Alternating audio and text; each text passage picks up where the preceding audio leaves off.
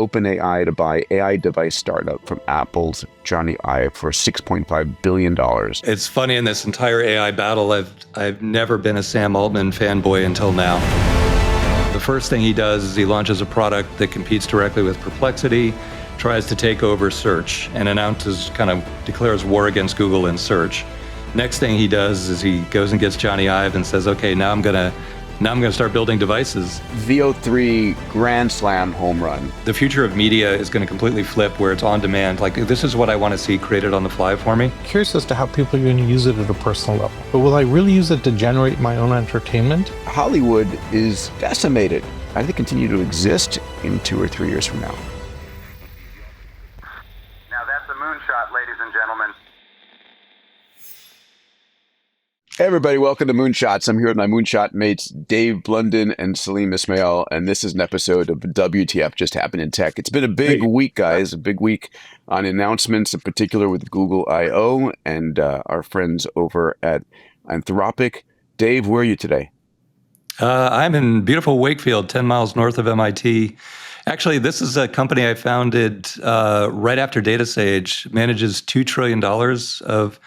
There's $50 trillion in the U.S. stock market. $2 trillion of it trades and flows through this building. So it seems sleepy, but there's a lot of digital movement through this building. You throw out trillions like they're nothing, but hey, it's good to know. Good to know someone does that. And Salim, I know that you're in the bedroom about 5 meters that way. So Salim and I are actually up in Tiburon. We were at an event last night that a friend of ours threw. Everybody's asleep because they got in at 2 o'clock in the morning. We're in this building on the water here. It's gorgeous. It was a conversation on quantum and consciousness. It was pretty amazing. But we got up at the crack of dawn to do this podcast because this is an incredible week. So, A lot Salim, happened. you doing okay? You awake? I'm awake, and I think it's one of the busiest weeks we've ever had in terms of tech stuff. So, Oh, it is. All right, let's dive in. Let's talk about AI of it all. That's the winner this week in terms of tech news, and I think it's going to be the winner every week going forward. So, Dave, would you clue us in on this news? OpenAI to buy AI device startup from Apple's Jony for $6.5 billion. That made headlines. It's funny, in this entire AI battle, I've never been a Sam Altman fanboy until now. This is the move of all moves. And I know Sam was talking about this, huge coup and a very aggressive move. And it was really probably in Sam's mind the whole time. He was just waiting for the $300 billion valuation so he could afford it. But he was talking about this, a year ago. And at the time, he backed off, didn't want to kind of wake up the competition. And he said, the iPhone is probably the most perfect device ever made by mankind. And so trying to compete directly with the iPhone and the Android phone is kind of crazy. So he was backing off while he was still planning, and now this is the move. So the fundamental thought here is that AI is such a game changer. All the big tech companies need to have a direct-to-consumer device or interface. So, Meta buys WhatsApp, Meta buys Instagram. You just got to control the consumer front end. Google builds Chrome. Google launches Android. Android doesn't even make money. Why does Google need Android? But we need to control the data and the front interface that the consumer uses every day. And of all the big AI companies, Sam is the guy who most intuitively seems to get that. And so, the first thing he does is he launches a product that competes directly with Perplexity, tries to take over search, and declares war against Google in search. Next thing he does is he goes and gets Jony Ive and says, okay, now I'm gonna start building devices that the consumer interacts with directly. So, a lot of the other foundation model companies are just trying to build foundation models and let the economy bubble around them. Sam is actually trying to control the high-low and get the front of the consumer and the entire AI backbone. But I think the big insight here is that you can build a consumer device that's AI first, which means you're always talking to it. You're interacting with it like a person. And that's disruptive enough that a lot of the iPhone magic isn't really relevant. And so we can potentially leapfrog and bypass that.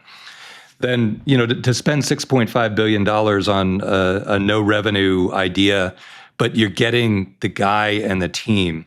And that's very Steve Jobs like. We can riff on that, but I think it's just brilliant. Yeah. So the question ultimately is, what's the next level device going to be? Is it going to be glasses? Is it going to be a device that's just listening all the time? And there are a few different companies coming out with this.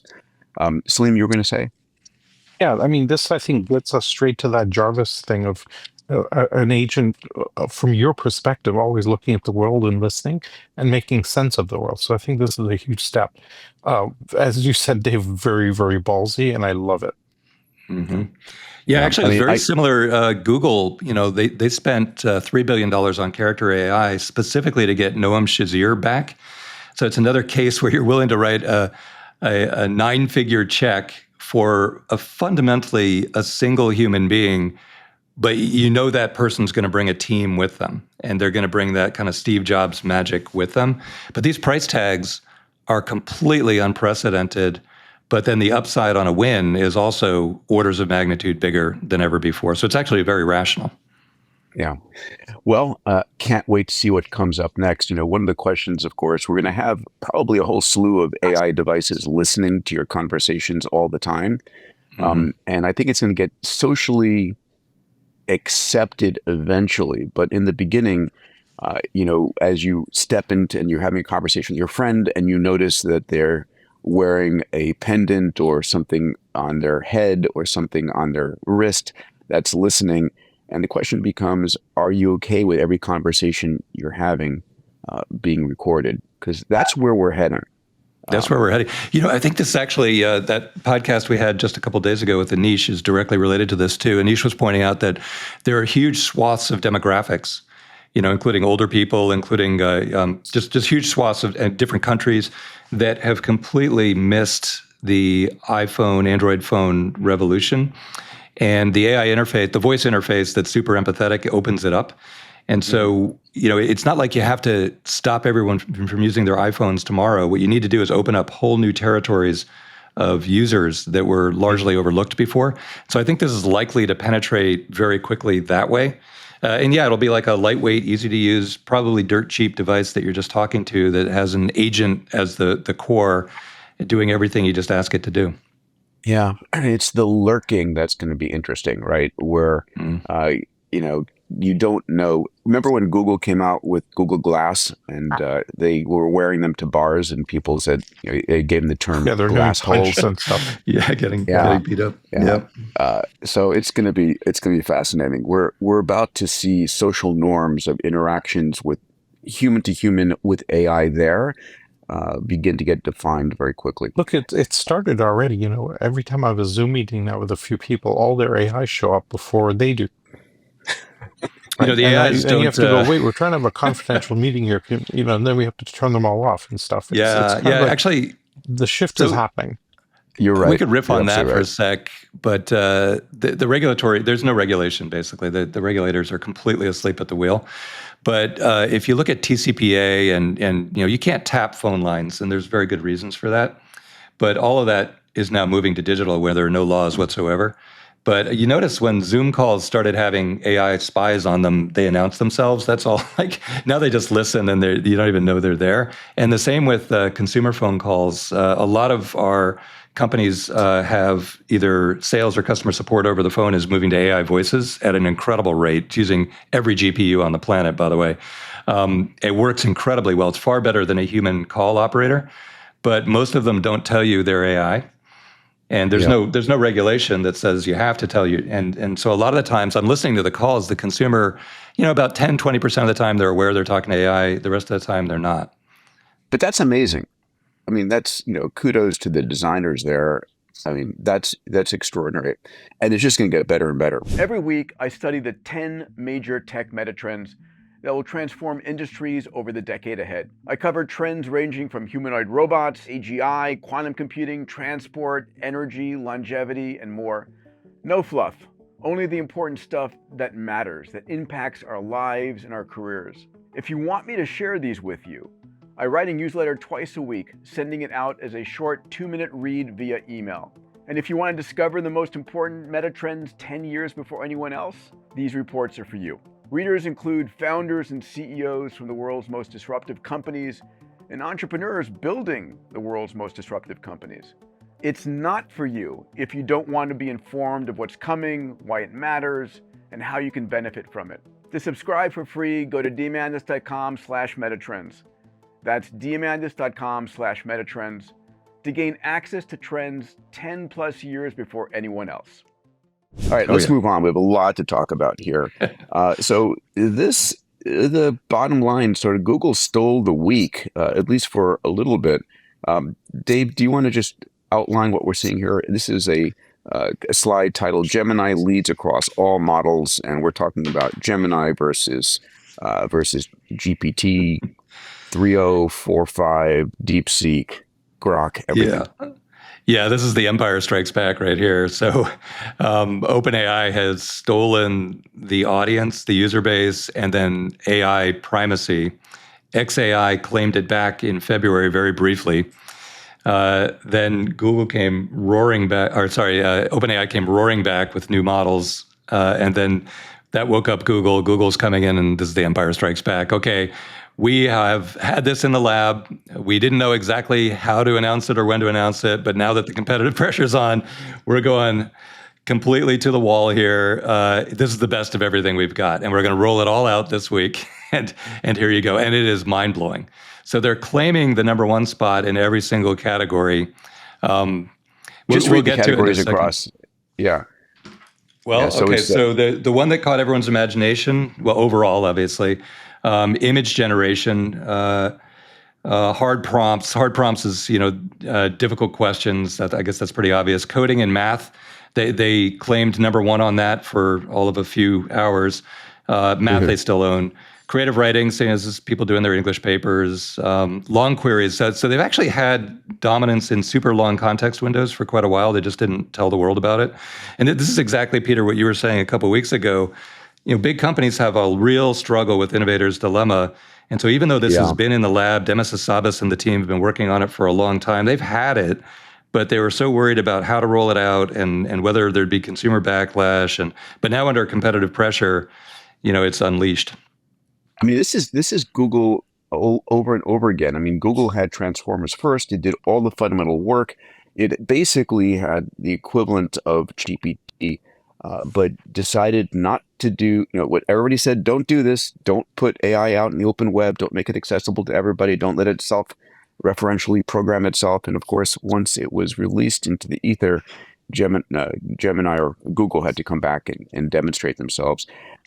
Listen, I love Google as a company. I'm impressed by them, and they've got an extraordinary base to build on. I'm sorry, Salim, you were going to say?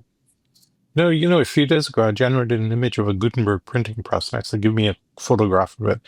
And I did that across several models, and the Gemini one was way better than all the others. It was incredible. And so I think we're going to find over time, the interest is still over with OpenAI. There's a lot of attention there, but I think over time, the sheer quality will kind of come through. Well, I think if you love a good drama, this is the space race times 1,000, and the players keep leapfrogging each other.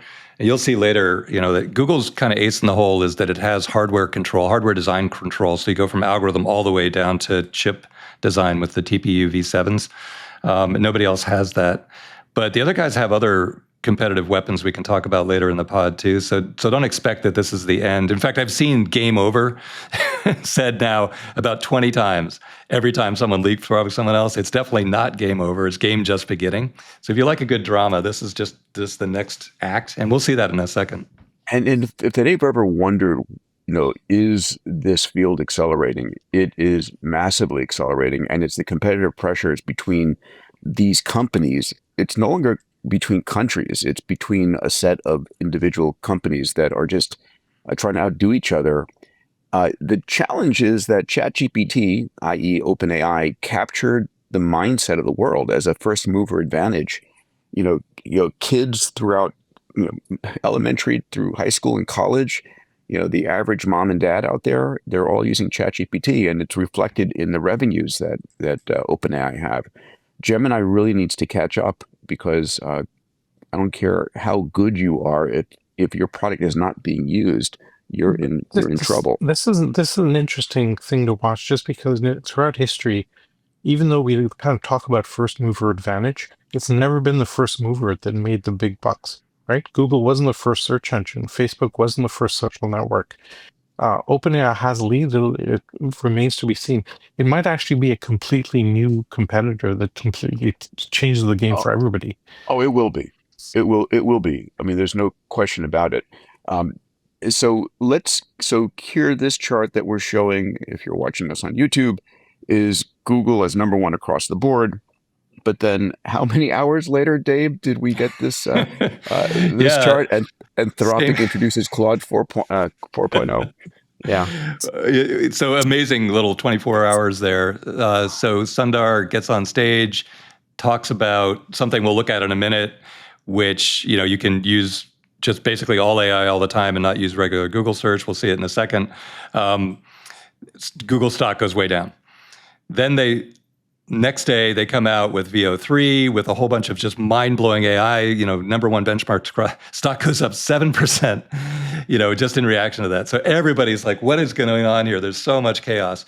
Right in the middle of it, Claude 4 comes out. So Dario is like, yeah, look, Sundar just claimed number one in coding. Not true. Well, it was true yesterday. Now it's not true. Today we have Claude 4, and here are the benchmarks. And these are accurate, by the way, so that it really is the case that Google was ahead in coding for about 24 hours. And now, if you look at this chart, it's a pretty significant gap, actually. Claude 4 has just launched to the top again. And those scores on the far left are incredibly meaningful to the people who understand what the implications are. For like companies like Blitzy in our portfolio that do long form coding, 3 million lines of code in a single night. Brian Elliott is all over YouTube talking about it. It works fundamentally because of the benchmarks on the far left. The AI can now actually build entire products, while you're sleeping. And you come back and use it the next day, and it's functional. And that works when these benchmarks get around 80%. It doesn't work when these benchmarks are around 50, 60%. There are just too many bugs in the code the next day. So even though it doesn't look like much on this chart, it's an incredible tipping point in terms of functionality when you get above that 80% level on SWE-bench. And now we need to reinvent the benchmarks, by the way. This is SWE-bench, which is the most fundamental benchmark on how good is the code written by AI. There's a new one coming out called SWE-rebench, which is just making it harder and upgrading it. But we need new benchmarks now because the AI has basically broken the benchmarks.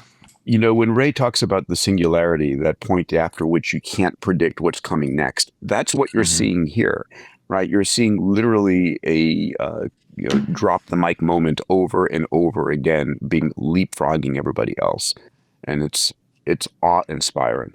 All right, here's yet another part of the equation. We talked about AI improving based upon a multitude of different factors: better hardware, more capital coming in.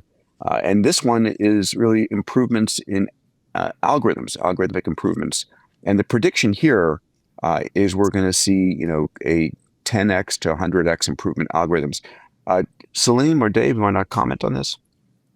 This is something we've been tracking in, say, solar energy forever, right? Where the materials become cheaper, where lithium-ion batteries have dropped 90% in their price performance over the last decade. The same thing, and people forget about this. They kind of think, look at electricity needs on the current models, and then they project out, and everybody goes, "Oh my God, not realizing that the models are becoming much more efficient very radically quickly. As a real world example, the amount of fuel in a plane needed to cross the Atlantic has dropped by 2/3 in the last few decades, just because the engines are so much more efficient. We know what routes to fly on, where's the air less resistant, et cetera, et cetera. So I think we're going to see the same thing happening in AI, where the models are becoming very much more efficient, and that's going to change the game. Not enough to drive the upside, but definitely it'll help hugely on the overall energy needs over time. Yeah, I checked this post and researched it for accuracy, and two things to riff on. One is Jevons paradox, which we all love to talk about. Actually, our good friend Eric Brynjolfsson is probably the top guy on the planet on that topic, and we should have him on as a guest to talk about this. But and then the other is this is way, way, way understated. So starting with the way understated, this is worth reading, but it was built kind of by extrapolating bottom up. But I know the actual innovations under the covers that are driving this, and they're much bigger than this, and they're much faster. software innovation that's done by AI can be deployed in real time. You're not waiting for any hardware or anything to come online. You just deploy and go. And so this will happen much, much faster than what's shown on this chart now that the AI can improve itself. And the other thing is, it's extrapolating to about 100x, anywhere from 30 to 240x. But I know that in the quantization of the neural nets alone, there's about a 20 to 40x in that dimension. Then in the chain of thought reasoning, just in that, these are all multiplicative, by the way. So you have at least 3 dimensions that I know are 20 to 100x's that are multiplicative with each other. And so it's going to be more like 1,000 to 10,000x. There's a brilliant researcher at MIT, Shane Longpre, that I was talking to yesterday. He desperately want to build a company around him, but he has to finish his PhD first, and it's frustrating as hell. He's just got a few more months to go. But he's doing a lot of great work with, right now when you use an AI to do something for you, build a video or be an agent for you, the parameters in there also speak Swahili and know about quantum computing. Like all this other knowledge is actually is using up the GPUs and it's using up the compute, even though it's not relevant to that question. And so you can actually take much smaller subsets of that great brain to give you just as good an answer. And that's on the order of 100x factor by itself. So he's wrapping up his research on that right now, and then we'll end up trying to productize it. So no doubt in my mind that this is way understated, both in time and in impact. So yeah, it's pretty exciting. Bottom line, when Eric Schmidt says AI is massively underhyped, it's the realization that we have all of these knobs we can turn, and they're going to give us improvements. Each one of them 100x improvements times 5 or 6 different knobs. It's insane. Let's talk about Jevons paradox for just a second there too. Please go ahead. And I think this, no one had ever said Jevons paradox, I think, for 100 years until now. It's going to come up every week, so we might as well understand define it for us. All right, so here's the deal. In normal economics, Eric Brynjolfsson is the master of this. In normal economics, you have supply demand, ISLM. I don't know if you ever took 1402 at MIT. It's like, I did. So if you said, hey, I found a way to grow bananas, they're twice as cheap now, they cost half as much. People don't consume twice as many bananas because they're half as expensive. They consume maybe 5% more bananas. That's normal economics, right? Price comes down. Then you just that fraction of the economy is smaller because the price is lower. Oil being the classic example of this. Then you get into tech, and something really weird happens where if I make a GPU 10 times faster for the same price, my video game got better. Do I use 10 times less video game? No, I use actually more video game than ever before because it's more fun than it was before. So even though it got 10 times cheaper, my overall consumption of that actually in dollars goes up, not down. And that's completely paradoxical for an economist. And so you're seeing that most acutely in AI more than ever before. If it is more capable because you made the model, in this case, 30 to 240 times more efficient, doesn't that bring the need for GPUs and data centers down? And it's not. It's going to go the other direction. The need for data centers, chips, and electricity actually goes up very, very steeply. And so a lot of people are mispredicting the investment in energy, in data center supply, in chips. Chips will be sold out for at least the next 5 years and maybe infinitely in the future for exactly this reason. Because the capabilities, like one of those VO3, we'll look at some VO3 videos in a minute, and you'll see immediately, as soon as you do it, you want more.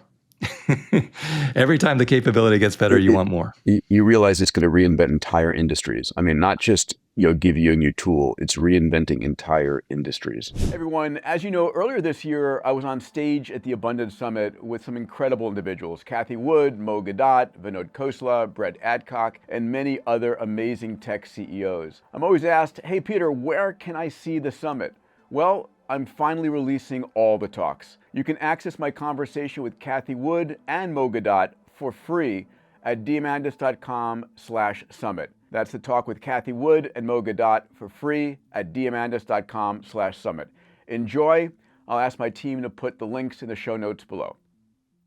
All right, let's dive into Google I/O. So what we've done here is we've grabbed a 10-minute video. It's a recap put out by Google. and it's a Google I/O recap in 10 minutes. We're going to play this at a little bit of accelerated speed, and I'm going to have my Moonshot mates here sort of weigh in and comment as we go along. It's very rich here. It's important that people understand what Google just announced. Google remains the dominant player here, and there's a lot. Okay, so we'll go to Sundar, who opens it up, and we'll break every occasion for some fun conversation. Hello, everyone. Good morning. Welcome to Google I/O.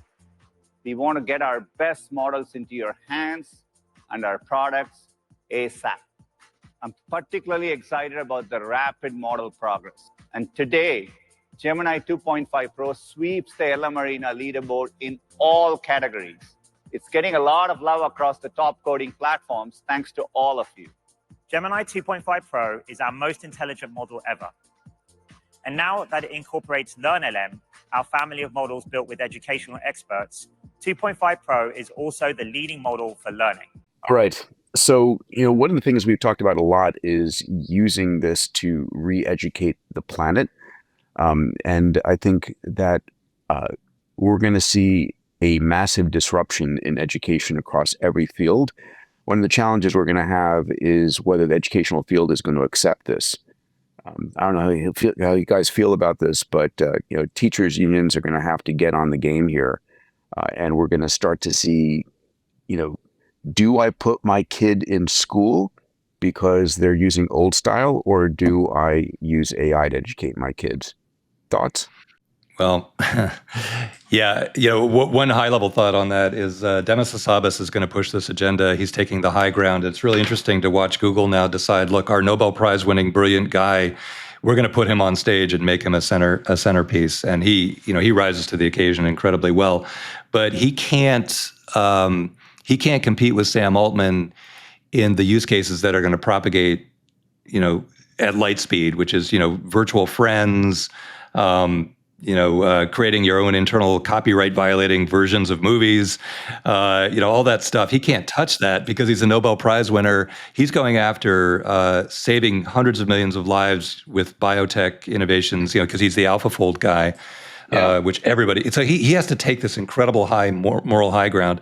So on stage, he's very focused on new models that work from fundamental physics principles up to have fundamental scientific innovations and to teach the world everything they need to go. Like it's incredibly high ground, important use cases that are going to take a long time to percolate out because of, like you said, teachers' unions and regulation and so forth. While Sam, on the other end of the world, is just going to run away with consumer, whether it's spyware or not, we're doing it, we're moving 100 times. And this is the quandary that Google's in. Sundar doesn't want to be that guy. Demis doesn't want to be that guy. This next woman that'll talk doesn't want to be that person. It's just big company versus small company mentality everywhere. All right, let me jump back in, and then Salim, I'll come back to you next. I got 2.5 Pro to code me a simple web app. Someone comes to you with a brilliant idea. I'm going to add in a prompt that asks 2.5 Pro to update my code based on the image. And here's what Gemini generates. Whoa. I was able to create this just based on a sketch. But what if it talked? That's where Gemini's native audio comes in. That's a pangolin, and its scales are made of keratin, just like your fingernails. Today, we're making 2.5 Pro even better by introducing a new mode we're calling Deep Think. Deep Think uses our latest cutting-edge research in thinking and reasoning, including parallel techniques. We are in a new phase of the AI platform shift, where decades of research are becoming reality for people all over the world. Introducing Google Beam, a new AI-first video communications platform. Beam uses a new state-of-the-art video model to transform 2D video streams into a realistic 3D experience. So let me pause at Google Beam here. Salim and Dave, we had a chance to see Google Beam at the Abundance Summit this year. And it's not, my 13-year-old boys were with me, and they said it was the coolest thing they saw at the Tech Hub. right? The ability to actually be there. Now, Cisco tried this years ago, and it was expensive, multi-million-dollar hardware. I don't know if the price point has been announced yet on Google Beam, but it's going to be sort of an appliance that's in your home when you want to contact your It'll be mom, your very grandmom. cheap. Yeah, for sure. It'll be very cheap. And I think this is a very big deal because you can think about the language potential that comes with it, all the other capabilities will come with it. I think it'll up the game for companies like Zoom and force them into a new innovation cycle also. Fascinating. Yeah, we need to talk about price point for a second here too, because a lot of this stuff is just mind-blowing and you need to experience it. And then Google says, well, to access anything I'm showing you here, you got to get a Google Ultra or Gemini Ultra account for $250 a month. That ballsy move on their part. Ballsy move. Ballsy. And one of the things I love about this podcast is, look, this is the actionable, like we're trying to improve people's life choices and trajectories through life by giving them as much actionable information as possible. And a lot of people who listen to this podcast are going to say, $250 a month, that's like rent. So the good news is you can try it at half price for a couple months and then cancel your subscription if you want. But you definitely got to try it. I mean, Google can't do it justice. Google's trained us to get everything for free, right? And just give up our rights and such. I mean, OpenAI has proven a $20 price point is acceptable to most individuals. I'll give up a couple of lattes and have access to the world's intelligence. $250. I think it'll become mandatory for anybody in the professional modality. Mm-hmm. Because the suite of tools will be so rich and there'll be enough there for them to do quite well out of it, I think. But 6 months ago, a lot of people were saying, look, foundation models are a race to the bottom. They're a commodity. The price points will come down. These $300 billion valuation for OpenAI is insane, given that it'll commoditize. Now it's got to be obvious to everyone that all of that was wrong. Just absolutely could not have been more wrong. Because you're a foundation model company, the capabilities that you can invent and launch and the price point that they'll command is astronomical. And then right now, any of our listeners are basically going through what's inevitable. I can't be competitive if I don't have my hands on this. I need to try it. I'm going to drop behind society if I don't get on top of this. Well, sorry, that's going to cost you $250 right away. And I noticed that, it took my money instantly, but it took 24 hours for me to make my first VO3 video. It's like, wow, this thing is over. I mean, I'm interpreting that as it's oversubscribed and overloaded. So it's obviously like a race. One thing, Dave, which is the capabilities that existed before, when I say before, last month, last quarter, will be available for free. Right, we're going to still get a lot of fundamentals for free, but if you want the cutting edge, that price will be increasing over time. Let's jump back in here. We are introducing this real-time speech translation directly in Google Meet. It's nice to finally talk to you. Es bueno hablarte finalmente. No puedo esperar a alquilar tu casa. So instant translation, we've been seeing this for a while now. I think it's going to be fascinating to incorporate across all the video platforms. I mean, right now, YouTube is translating our podcast in every language out there. That's fantastic. Zoom's going to have to catch up to Google Meet. Any comments on translation, Salim? I mean, I travel a lot, and this will be so great to hold up my phone and do real live translation conversations in different countries. I'm super excited about this. There's such enablement that comes from this. We've been kind of tickling at it. It's been available in kind of a clunky form for a long time. I think this sounds like it gets to a level of seamlessness from a user interface perspective that could change the game. So, Salim, this directly affects our side bet, which we need to finalize, by the way. Peter needs to adjudicate this side bet that we agreed to a few weeks ago, where I see the forces of concentration of wealth into just a few hands are overwhelming. And then the forces of democratization are moving much more slowly. And so, and your side bet was, no, this is going to benefit broad swaths of humanity, on a more, and we haven't quantified that, so we have to settle that. But I'm willing to put any amount of money you want behind it. But here, it changes the definition. About trillions before, so you can put down trillions, and I'll put down a few bucks. We'll see how that goes. All right, we'll come up with Bitcoin It's exchange. interesting, listen, as a parent and you're listening to this, in the past you would say, oh, it's really important for my kids to learn French or Greek or Turkish or Japanese, whatever your cultural roots are, or whatever you think, you need to learn Mandarin because China is rising the world. Uh, and then you need to load coding, right? Coding was always like push your kids to learn to code. So now we have this digital world allowing us to do coding through natural language, vibe coding. And why would I ever learn a language if I can just be translated instantly? So there's an interesting social re-engineering going on here because, of course, when you learn to code, you learn how to think in a different way. And when you learn languages, you learn culture in a different way, which is going to be obviated through here. So I'm fascinated by this. There's something that I think will persist here, and the reason is that when you learn a new language, your brain rewires. It does. In fundamentally different. It's the same why so many creative people play music, are into music, is because their brain rewires fundamentally around that different paradigm, and you triangulate now. You've got different brain neural circuits that you can bring to bear. Right in India. When they have kind of countrywide maths competitions, it's always won by a dang South Indian. Their ability to do mathematics is like 10x everybody other than the north of India, and they've worked out that it has to do with the structure of the language. The rhythmic patterns on the structure make their minds naturally available for that. So I think the idea of learning piano or learning coding or learning certain deep skills or languages will persist just because it'll create so much more creativity in people, and more creativity will be the only thing that's available for humanity going forward.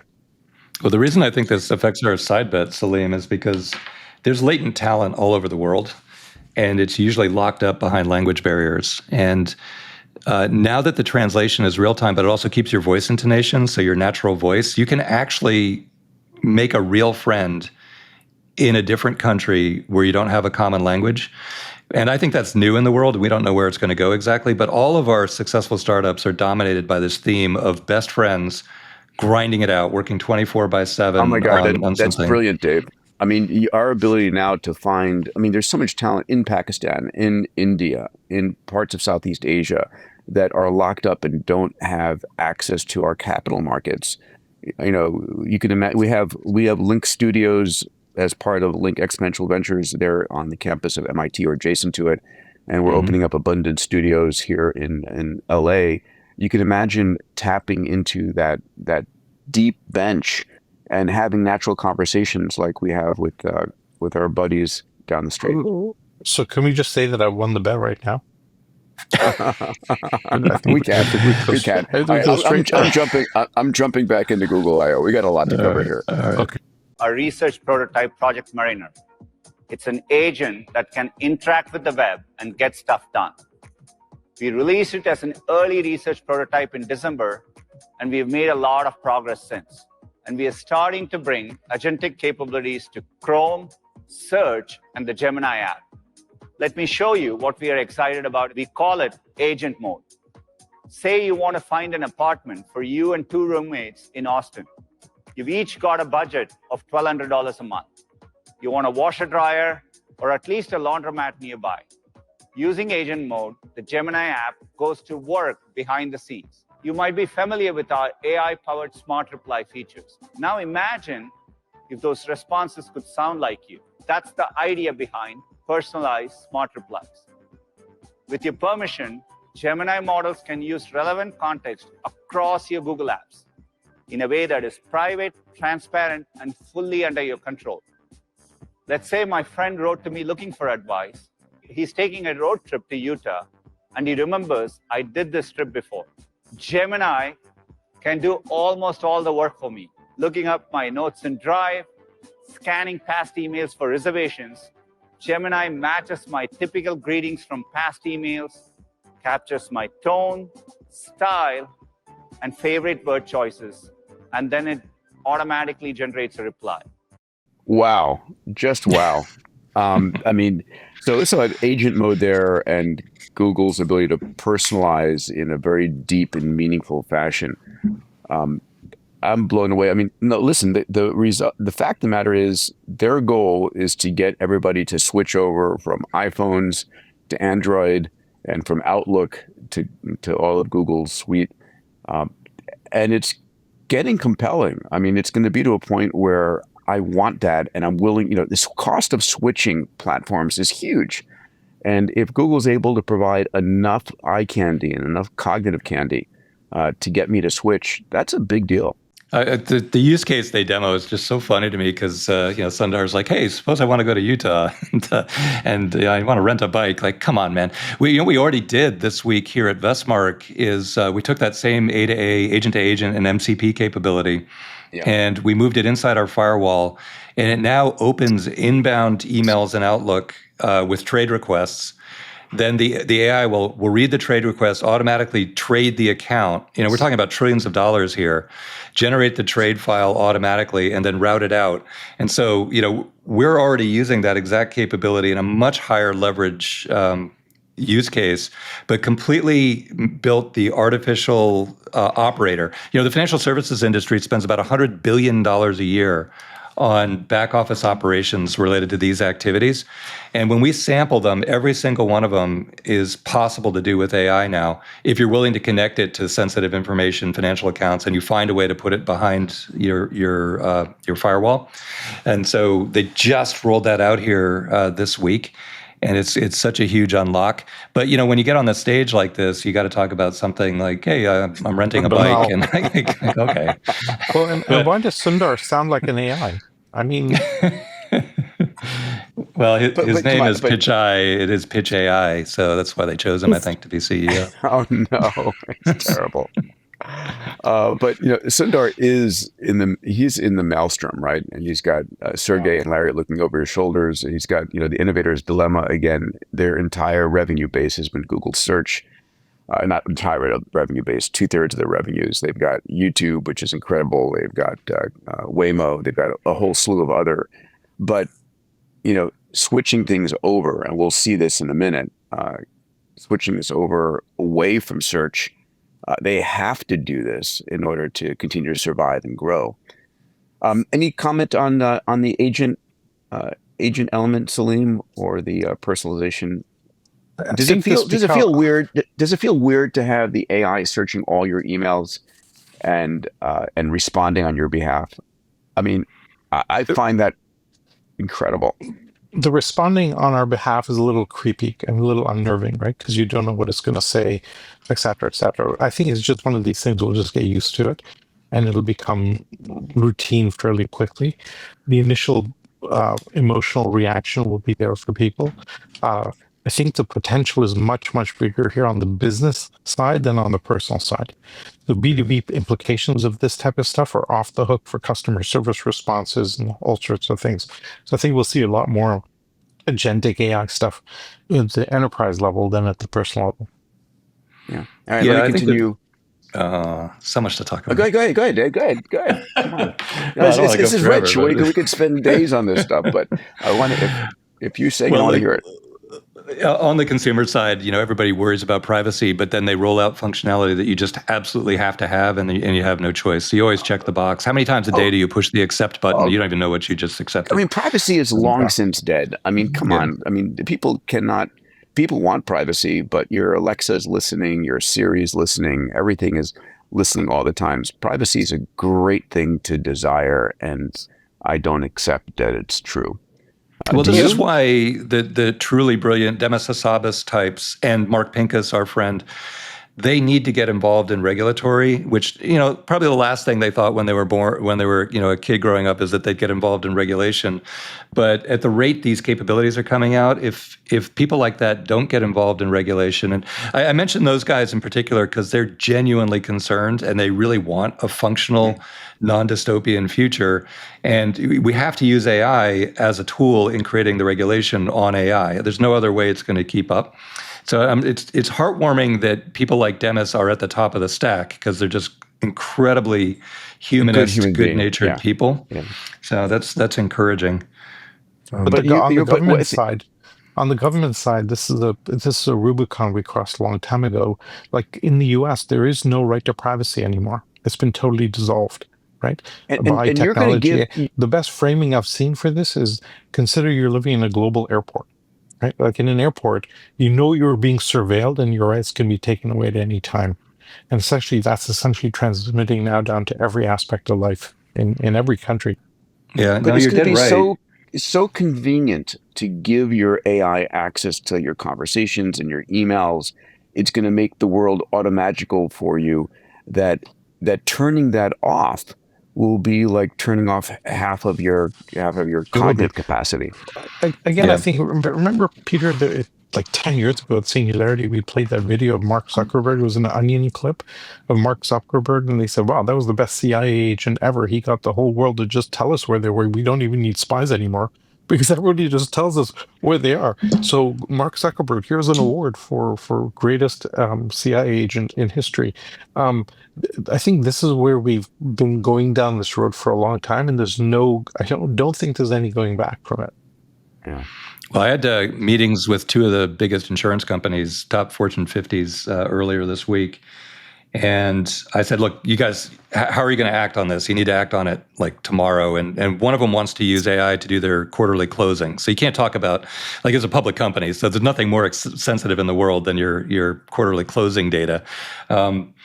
And they said, well, we have two choices. Microsoft says, just give it all to us, trust us. We've already got all your emails, in Outlook. So just throw it over to us and trust us. And they're like, yeah, that sounds kind of scary, but maybe. The other choice is to take Llama 4, distill it and bring it in-house inside their firewall. And that's startup heaven right there. And very, very viable as a solution. They just need a vendor to come in and wire it up for them. So I think a lot of the companies and countries that care about their future are going to take that latter path. But the alternative is to concede every aspect of your life, your data, and everything to either OpenAI, Microsoft, or Google, or xAI. It's just not viable for sovereign states, for a lot of fintechs to take that path. So it's an interesting, very, very dynamic time. I am jumping back into the Google I/O video here.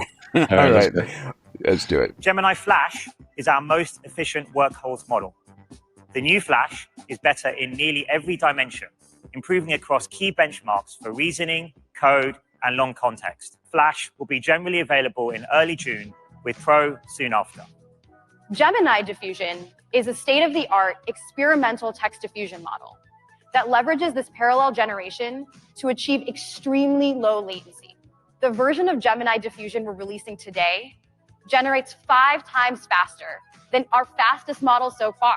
This is our ultimate vision for the Gemini app, to transform it into a universal AI assistant. In Project Astra, we've upgraded voice output to be more natural with native audio. We've improved memory and added computer control. A quick aside, you probably heard me speaking about Fountain Life before, and you're probably wishing, Peter, would you please stop talking about Fountain Life? And the answer is no, I won't. Because genuinely, we're living through a healthcare crisis. You may not know this, but 70% of heart attacks have no precedent, no pain, no shortness of breath. And half of those people with a heart attack never wake up. You don't feel cancer until stage 3 or stage 4, until it's too late. But we have all the technology required to detect and prevent these diseases early at scale. That's why a group of us, including Tony Robbins, Bill Kapp, and Bob Haruri, founded Fountain Life, a one-stop center to help people understand what's going on inside their bodies before it's too late, and to gain access to the therapeutics to give them decades of extra health span. Learn more about what's going on inside your body from Fountain Life. Go to fountainlife.com/Peter and tell them Peter sent you. Okay, back to the episode. We are going to show a video example of Project Astra. I mean, listen, Jarvis is here. My ability to talk to Astra and ask it to do things for me, research things for me, show me where something is in the room. I mean, it's insane. We'll come back to this because the example video is so compelling. But I just, I've been tracking the Jarvis, if you would, and it's finally here. And thank you to Google for providing it to more people than any other product in the world. In our biggest markets like the US and India, AI overviews are driving over 10% growth in the types of queries that show them. What's particularly exciting is that this growth increases over time. we are introducing an all-new AI mode. It's a total reimagining of search. With more advanced reasoning, you can ask AI mode longer and more complex queries. We're excited to start rolling out AI mode for everyone in the US, starting today. Over time, we'll graduate many of AI mode's cutting-edge features and capabilities directly into the core search experience. That starts today as we bring the same models that power AI mode to power AI overviews. So you can bring your hardest questions right to the search box. Okay, big move on Google's part. Very, huge very move. ballsy. Bet the company move. Mm-hmm. It would be great to overlay the stock price with this exact timeline, because this is exactly when the stock started plummeting. And, it clearly cannibalizes the core business. Incredibly impressive that they're willing to do that. And then right after that, they have roll to. out. They have to. But they got it all back and more the next day when they rolled out all the incredible AI capabilities. So it's actually paid off. By the end of the week, it worked as a strategy. But everybody knows OpenAI is running away with the actual AI user base, and Google is miles behind. But now they're going to claim that anyone doing a Google search that turns on this mode is an AI user. So we're actually ahead of OpenAI. So that's pretty smart and aggressive too. It's interesting. I have my family members and friends say, "Oh yeah, I asked Chat." Right? They have a personal relationship with ChatGPT. They've given it a name. AI mode. You need to start to you need to personalize these AIs if they become part of your everyday life. And so I guess I had a conversation with Gemini is where it's going to go. Salim, what are you thinking about this? I think kudos to them for doing this. It would be really easy to hunker behind the old search box and just leave it the way it was while they experiment. But to make something this aggressive, where it's built right into the core product that they have, is incredibly courageous. I agree they don't have much of a choice, but many other companies would not have done this. So let's see where this goes. I think if you step back from this too, the reason America works fundamentally is because startups innovate and push the agenda. But this capability would have been buried inside Google for years, maybe forever, without the competitive pressure. So it's a great little case study in like what we need to preserve in the American economy is exactly this dynamic where the big guys only move if we keep funding the small guys. And if the IPO economy and the venture economy ever fell apart, this whole country would just grind to a halt. And so this is a great case study in it. I love it. Well said. All right, let's jump back in. Well, let me make a point related to that. If Google was a European company, this would have happened. Yep. Yeah. All right. Let me find where we were. It's like having my very own sports analyst write in Search. Search figured out that the best way to present this information is a graph, and it created it. Complex analysis and data visualization is coming this summer for sports and financial questions. Using your camera, Search can see what you see and give you helpful information as you go back and forth in real time. We're bringing Project Mariner's agentic capabilities into AI mode. Search can take work off my plate while still under my control. Search helps me skip a bunch of steps, linking me right to finish checking out. Tickets secured. With AI mode, we are bringing a new level of intelligence to help you shop with Google. Search dynamically generates a browsable mosaic of images and some shoppable products personalized just for me. To create a try-on experience that works at scale, we need a deep understanding of the human body and how clothing looks on it. To do this, we built a custom image generation model specifically trained for fashion. All right, here we go. Google's getting into Amazon's business. Instant shopping. It's going to be an interesting overlay there. Dave? This feels like they're just throwing everything against the wall. Just throw it all out there. I'll tell you the dirty little secret behind this, though. Google's search volume went flat back in 2017. They stopped reporting it years ago because it's flat. But the revenue just keeps going up and up and up and up. And they say, well, look, we don't show any more ads than we ever showed before.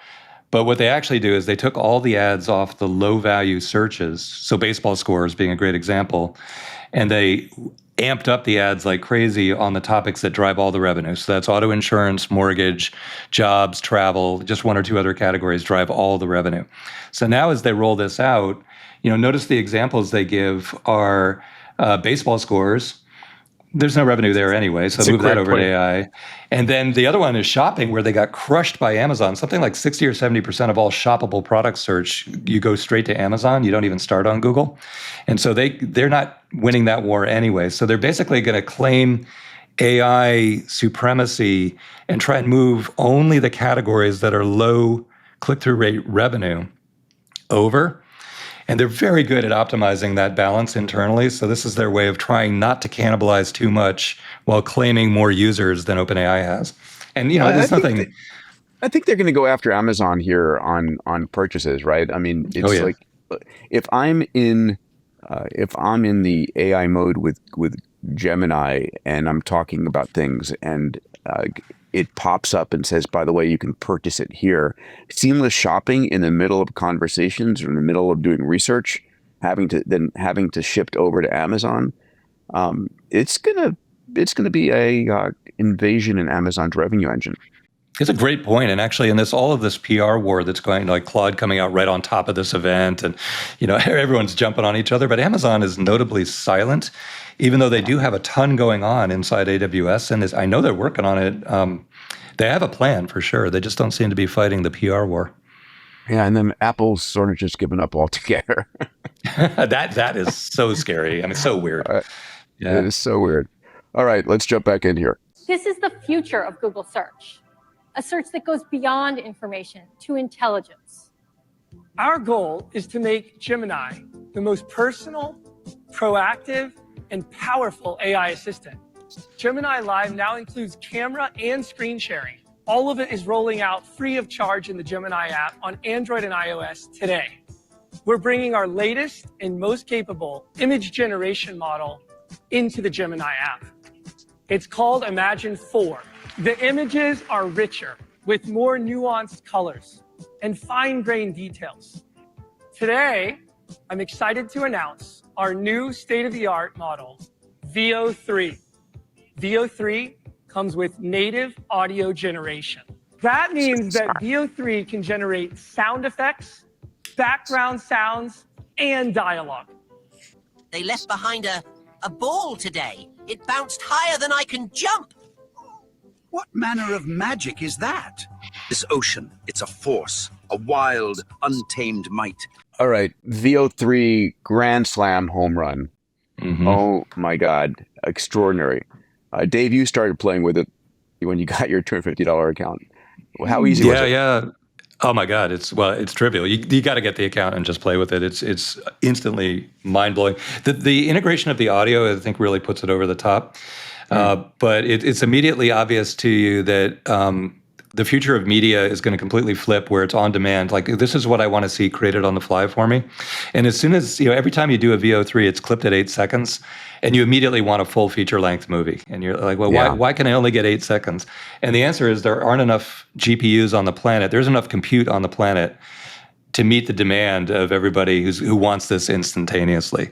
And that gives you a sense of where, how many data centers and Chase Lockmiller Caruso's are going to succeed, because just that use case alone will use up everything, let alone customer service and code writing and white collar, like all of these things combined. But it's amazing that Josh Woodward got this unit. Like, this is the keystone. Like, this is it. Yeah. And Peter, your buddy Josh got it. Yeah, Josh was on stage with us at the Abundance Summit this year. He's a great presenter, but it was awesome. Salim, what are your thoughts on Veo 3? I think it'll be interesting as people start. I'm curious as to how people are going to use it at a personal level. There's obvious business uses, etc. But will I really use it to generate my own entertainment? I'm not sure I would. We watch movies particularly because people have curated an experience for us, right? So I think this will be great for the professional filmmakers, and it'll be great for making pilots. All sorts of stuff will come through with this. I don't think it will affect the end consumer that much. I don't know about that. I mean, listen, Gemini 3 Gemini 4, one of these will have looked at every movie I love. It'll understand the context, the nuance of what I really enjoy. I mean, if it's got a camera facing at me, it'll understand when I'm smiling, when I'm frowning, when I'm making reactions to it. And it can generate imagine you want the next season of a particular TV show, right? I'd love to see the next season of the original Star Trek. You'll have that. That's a great example, Peter, because every Netflix series, From Earth to the Moon or whatever, you always want more when you get to the end, and they just physically can't create more. Well, now they can, and whether it's passive or active, real time and created for you, or it's just the producers can now create the episodes that much more quickly and cheaply. You're never going to let, like Harry Potter, you're never going to let the audience just drop, like, oh, this is the last book, this is the last movie, disappear. That's just crazy inefficient to just let the audience fall off a cliff.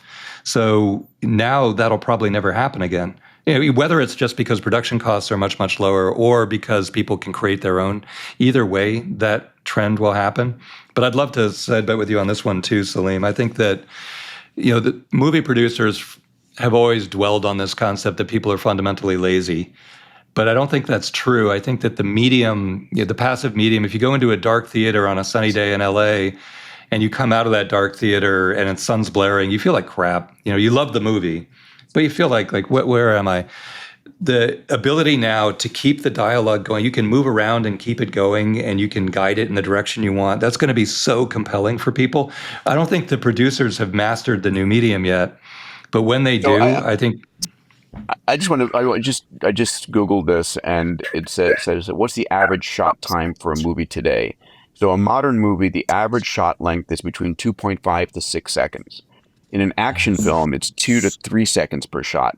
And a drama art film, it's 8 to 10 seconds per shot. So, if there are any physical limitations here, again, just cobble these together. But Hollywood is decimated. I mean, I'm sorry. I drive by all the studios out in Hollywood when I'm in LA, and how do they continue to exist in 2 or 3 years from now? Yeah, you're dead right on that too, because look at Bollywood and how successful that's been, and why? Well, it's because look, the movies are culturally aligned, and just it just aligns with the audience. But why did all the movies pop up in LA in the first place? Well, it's because we need to shoot the scenes outside in good weather. It's way too expensive to move all the equipment inside every time it rains in New York. So we got to set up out here where we have good weather. But now, this kind of content, it's weather independent and it's global and it's language independent. So it's just talent constrained. So yeah, you're right. It should be democratized and moved across the world very quickly now. All right. Let's jump into the Google I/O. We're 3/4 in, 1/4 left to go. Our new Synth ID detector can identify if an image, audio track, text, or video has Synth ID in it. Based on our collaboration with the creative community, we've been building a new AI filmmaking tool for creatives. We're calling it Flow, and it's launching today. Let me show you how it works. These are my ingredients: the old man and his car. We make it easy to upload your own images into the tool. It lets you extend a clip too, so I can get the perfect ending that I've been working towards. But what about emerging form factors that could let you experience an AI assistant in new ways? That's exactly why we're building Android XR. Right now, you should be seeing exactly what I'm seeing through the lens of my Android XR glasses. Like my delicious coffee over here, and that text from Shram that just came in. Let's see what he said. All right, it's definitely showtime, so I'm gonna launch Gemini and get us going. Gemini, what was the name of the coffee shop on the cup I had earlier? That might have been Bloomsgiving. Okay, Gemini, show me what it would take to walk here. It'll take you about an hour. Okay. I can get some steps in, and these heads-up directions and a full 3D map should make it super easy. I'm excited to announce today that Gentle Monster and Warby Parker will be the first eyewear partners to build glasses with Android XR. All right. I would give anything to be at the next Apple board meeting, because you've got Sam Altman saying, I'm getting Jony, I'm going to do devices. And I've got Google saying, iMovie, get out of the way. We've got much better AI driven. And what's like, oh my God, I mean, and this is where, Apple should pay the price. They haven't done anything to even try. Yeah. Crazy. Salim, I mean, XR glasses, I mean, it's about time that we've got some good AR up and running, and but it's going to change our behavior, right? So every day as I'm walking down the street, do I have education mode on? Do I have gameplay mode on? Do I have entertainment mode on? I mean, it's going to become the major educational partner if we let it. Warby Parker coming in, maybe they'll look good, maybe they'll look fashionable, maybe you won't look like a geek if you're wearing them. I don't think anything can help you not look like a geek when you're wearing those glasses. But I was playing with the Meta glasses, Peter, that you handed out at A360 last year. Yeah. They were amazing. They look like good sunglasses. They act like good sunglasses, and they've got all of this AI capability built into them. And it was really quite fascinating to see. That was just like version 1. The next level versions are going to be 100 times more capable with AR built into the middle of it. I think this is going to be quite a game changer around this. I think it'll be really amazing to see the use cases, and the potential utility is off the hook. Every day I get the strangest compliment. Someone will stop me and say, Peter, you have such nice skin. Honestly, I never thought I'd hear that from anyone. And honestly, I can't take the full credit. All I do is use something called OneSkin OS1 twice a day, every day. The company is built by 4 brilliant PhD women who've identified a peptide that effectively reverses the age of your skin. I love it, and again, I use this twice a day, every day. You can go to oneskin.co and write Peter at checkout for a discount on the same product I use. That's oneskin.co and use the code Peter at checkout. All right, back to the episode. All right, let's hit a few. I'm going to exit out of the Google I/O summary there. A lot of amazing stuff. And kudos to Sundar and Sergey Brin, the whole team there, for the work that they've done. They really came out on top this week. And if you look at Polymarket, who's going to be leading AI by the end of May? The Polymarket results show Google at 80%, Anthropic at 19%, xAI at 1%. Okay, seems rational and reasonable. And then let's take a look at what Polymarket predicts by the end of the year, 2025. Google is still on top at 38%. OpenAI is back at 26%. And xAI is at 23%. That makes sense, I think, for me. OpenAI is this is a battle between the two of them. And then, of course, you've got Elon coming out of right field. And never bet against Elon is my mantra here. Any comments on this, Dave? This is the most entertaining thing in the world to watch. But you said Google's, back on top. But look, they were number 3 in March on this chart. Yeah. So everyone had written them off. So, and you can actually put money on this if you want to make a living out of betting on who's leapfrogging who. But it's at this stage, despite this chart, it's just a 4-horse all-out race. Everyone going as fast as humanly possible. So I don't think the short-term trend, which vaulted Google to the top, is that it's gonna actually flip many more times over the next year among these four players. But there's this level of intense energy we haven't ever seen before, and it's what's accelerating our AI future. It's also the most important race in the history of human innovation. The implications are so much bigger than the past races we've seen. So the amount of money, the amount of energy, the short timeline, it's if you want to track one thing and enjoy it in your lifetime, this is it. I'm going to just hit on a couple of more VO slides. We saw this slide here, but you made this one, Dave. Tell us about it. Well, it was my very first ever VO3, so I just wanted to memorialize it and capture it.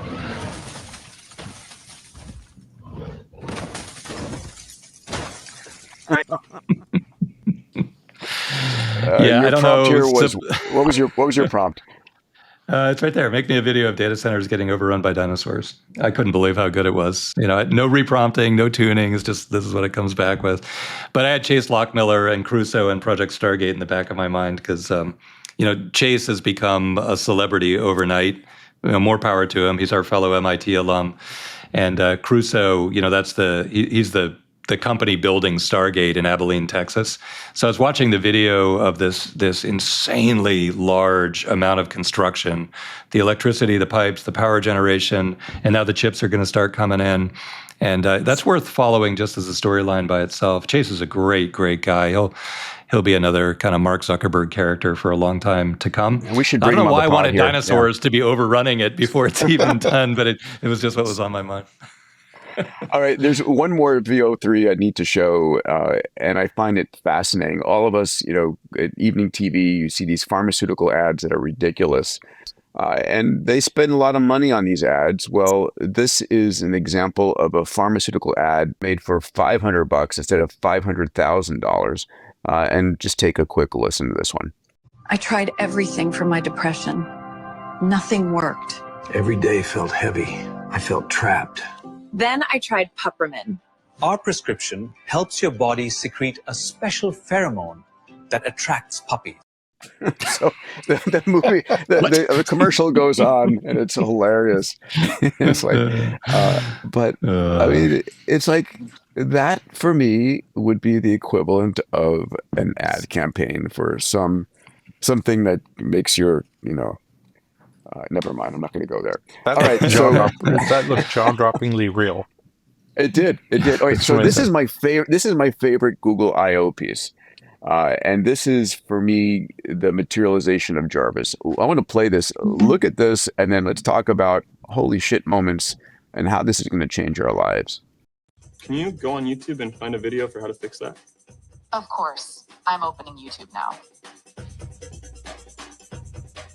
This looks like a good video. Place a rubber band over the head of the screw. Oh, nice. Press down firmly. Can you go through my emails with the bike shop and find which size hex nut I need? Sure. According to the email from Bicycle Habitat, you need a 3/8 inch hex nut for your sprocket. I've highlighted the correct bin for you. It seems like I need a spare tension screw. Can you call the nearest bike shop and see what they have in stock? Yep. Calling them now. I'll get back to you with what they have in stock. I think my brake pads are wearing down. Can you check the manual again and see if it talks about them anywhere? According to the manual, if you look on page 24... Do you want to get lunch? Yeah, give me 5 minutes. Can you finish what you were saying? As I was saying, if you look on page 24, section 2, you'll see how to replace the brake pads. Hey, any updates on that call? Yep, I just got off of the bike shop. They confirmed they have your tension screw in stock. Would you like me to place a pickup order? Could you show me some examples of dog baskets I can put on my bike? Sure, I can help you with that. Just give me a moment. Here are some options. I think Zuka would look really great in these. Jarvis baby is here. Some better, I want to free myself from holding the phone. I want to have my eyewear and my audio pickups and have it see what I'm seeing, but holy moly. Yeah. Well, this is a good place for me to make a shout out to all our sovereign leader friends in the Middle East and elsewhere. What you just saw is not actually going to happen in your country. And the reason is because the compute, you don't have access to the compute. You can do this for the next few months, but then all the other use cases that are bubbling up are going to overbid you for that data center space. And then your population is not going to be able to do what they just saw unless you have some kind of a national compute plan. And, like we said last time, about 180 out of 200 countries have no plan whatsoever. And you have to get on that right now if you want what you just saw to actually exist in your population. And they're going to be screaming for it. Wow, it is. It's magical powers. It's superpowers. That's so true. We are so compute limited. It is the currency of the future. It's oxygen for us. And it's a basic human right. It's going to be more important than other basic human rights within a year or two. And populations don't recognize that today, but once they experience that and then they're deprived of it, then they'll all be all over their leaders. Wow. How quickly a miracle becomes something we expect and feel like we deserve. Salim, what did you think of that Jarvis moment. The video is amazing. Once you can get all the billions of little YouTube clips activated and useful in this kind of seamless way, holy moly, that's pretty incredible. I want to touch back on what Dave said, though. You know, it's incredible what's happening in this realm, and then you look at country policy for most countries, and they're like unbelievably backward. I was talking to the head of state of one of the a country that's emerging, that's about to become a very big, very wealthy country, and their first idea was, let's build a call center. And you're like, no, like there were 4 generations. Let's at least get it into the 19th century. Forget the 20th century. Forget the 21st century. And this is where I think smart people at government level are going to need to be there to really change the game, because almost every country in the world does policy defensively and reactively. Right? Only 2 places do it positively and forward-looking, which is Dubai and Singapore. And honestly, they don't do it that well. And so imagine you had a really forward-looking policy in any country, you could really change the game. So I think this, 1 or 2 or 3 are going to start doing it, and then we're going to see this general transformation in government. But boy, this is going to change I think this will be the forcing function that drives that transformation. So that's very exciting. I want to add, listen, when I think of this as Jarvis, the countervailing partner to Jarvis is Tony Stark, right? Tony Stark is this radical billionaire who has access to this incredible AI capability. But guess what? This capability is now available to everybody. We're demonetizing and democratizing our vision of this future. And that's extraordinary, and that's going to weigh in on you winning the bet here, Salim, versus I was just about to say. I think for beginning, we'll get into that another time. Well, we have to finalize the end of this episode. I think we're done.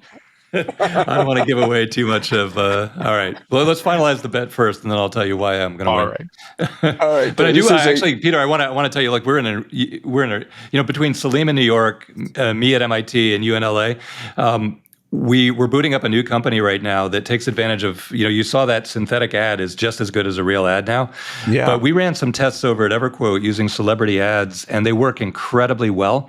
And one of the problems you run into though with like LeBron James is that his peak click-through rate or his peak impression value is right during the playoffs when he can't go to a studio and shoot a video. And so we tested 2 things. If you make a synthetic LeBron James at peak season, what's the click-through rate? And it's incredible. And then also if you make thousands of variants of the ad where LeBron is doing different things, maybe different languages, just different messages, that also incredibly drives up the value of the ad. So what we're working on right now is a company that makes, basically the celebrity just needs to check a box and collect money. And they don't have to show up and shoot anything. Everything else is done by AI. Super. And that'll also get a lot of your LA superstar, movie star friends who you see all the time. They never show up at MIT. Only Will.i.am and... Well, they don't show up for anything half the time. It's like they always show up to their own movie openings. Yeah. Well, so if you'd be amazed if you get like Will.i.am or anyone to show up on MIT's campus. The students come out by the hundreds. They just way overreact to a celebrity. So I'm really excited about this project dragging just a handful over to the campus. I love it. Here's a quick fun tweet from Dario saying 2026 will see the first $1 billion company with 1 human employee. We've been predicting this for a while. I get it, and I agree. I don't know if you guys... 2 years ago, you and I were launching the EXO 2.0 book, and we said it would take 3 employees and AI to deliver. So that's now shrunk to 1. It'll soon shrink to 0, by the way. Yeah, with agents and crypto. Yeah. Well, who gets the money? That's interesting. The agent. The agent. This is the whole DAO kind of paradigm coming to life. Yeah, the distributed autonomous organization. For me, probably one of the most exciting things that's coming is how these models are going to help us drive breakthroughs in math, physics, chemistry. So this is from, I believe, Anthropic. This is the prediction on when disciplines will be solved. So pure mathematics being solved by 2028. This means all of the unsolved math challenges out there are getting solved by AI. Let's move down. Computational chemistry by March of 29. medicinal chemistry leading to candidate molecules by October 2029. Material science is being solved by 2030. This means you're able to say, I need a material that has these thermal properties, these cost properties. That's insane. Cell biology, core pathways by May 2030, and climate Earth modeling systems by 2033. This is the non-linear inflection that just explodes all of our expectations about the future. Look at that little note where it says most diseasable curable in 2.5 years, right? That vertical line. That's crazy. Well, this is what we saw Demis Hassabis state. We're going to have all diseases, cured within the next decade. I'd like to see in, say, pure mathematics or computational, I'd like to see which breakthroughs they expect to achieve. Because I'd like to say the discipline is solved, quote unquote, but I'd like to see what specific milestones they're expecting to hit there. So anyway, we can worry about that some other time, but this is amazing overall. Yeah, this is where we desperately need Richard Socher as a guest because he's mapped out the timelines. It'd be great to get his opinion on whether these timelines are accurate or not, because they're mostly gated by simulation modeling and synthetic data, and that varies by different discipline. But we've known that quantum computing is really, really important for material science and for chemical reaction simulation, which is the full cell simulator. So the timeline and the technology is probably somewhat predictable now. We need to this get is why his I opinion. love getting on this podcast with both of you guys to really consider what's just happened this past week, and you really do help me contextualize it. And for everybody listening here, I hope you're enjoying this because Dave and Salim and I are pouring our hearts into this. We're making this our priority every week to really deliver to you what we've seen, what it means. So please join us in Moonshots as we move this forward. And as we do every week, let's talk a little bit about crypto and Bitcoin. This was a big one. Bitcoin surpasses Amazon and Google's market cap. It's been a big week for Bitcoin as well. Salim, are you happy? I'm getting happier by the day as this thing goes. It's for me. This is the definition of democratization because every single individual in the world can own Bitcoin, and it's very, very hard to own, say, gold, right? And so this is, I think, a huge trend in the right direction.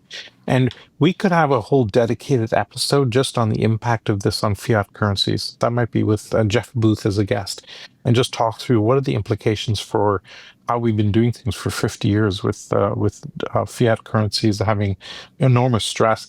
We saw this week the struggle in the Congress to pass a bill that's just going to blow the debt open. And so there's big implications for all of this. Yeah, we'll see Bitcoin surpass Microsoft as well. It's got a while to go for beating out gold, but it will get there as well. And of course, this week we saw a surge, Bitcoin surpassing $110,000, setting all new time highs. Just an extraordinary time to be alive, as we say every single time. We talk about the value of markets. $50 billion of Bitcoin gets traded every day. That's a staggering number. I mean, it's incredible. Yeah, I know one person is very happy, and that's Mike Saylor. I haven't seen MicroStrategy stock continuing to peak at the same time that Bitcoin's been going up. That's interesting if it's dislocated from Bitcoin in some fashion. But that's a different conversation. Thank you, everybody, for joining us. Please subscribe. This is our desire to deliver to you the news that is transforming how we govern our nations, how we run our companies, our industries, even educate our kids and our families. Always grateful and appreciative to my moonshot mates here. Salim Ismail, who's that way about 5 meters, and Dave Blundin on the other side of the U.S. in Boston. All right, guys, can't wait to see what miracles are going to happen next week. So before we sign off, Peter, I just wanted to throw out a thank you for inventing this podcast. It's getting far, far more views than I ever would have guessed. And for me, it's been life-changing in that this is so much more efficient a way to reach out to people than one-on-one meetings, just getting on stage, which I do a lot of anyway. But this has just been life-changing for me. And just wanted to thank you for inventing it and also for inviting me to join you in it. Oh, it's part of the family here. I love your insights, brother. All right. It's so fun. I mean, Salim, you're say wrong something about a really, couple of say things on the something, say something. democratization, but the tech insights coming from you, Dave, are off the hook. So really great. Oh, thanks, Lynn. All right, We'll guys, battle it out. All right. have an awesome day. Can't wait to see what unfolds next week. If you could have had a 10-year head start on the dot-com boom back in the 2000s, would you have taken it? Every week, I track the major tech meta trends. These are massive, game-changing shifts that will play out over the decade ahead. From humanoid robotics to AGI, quantum computing, energy breakthroughs, and longevity, I cut through the noise and deliver only what matters to our lives and our careers. I send out a Metatrend newsletter twice a week as a quick 2-minute read over email. It's entirely free. These insights are read by founders, CEOs, and investors behind some of the world's most disruptive companies. Why? Because acting early is everything. This is for you if you want to see the future before it arrives and profit from it. Sign up at Demandis.com/Metatrends and be ahead of the next tech bubble. That's Demandis.com/Metatrends.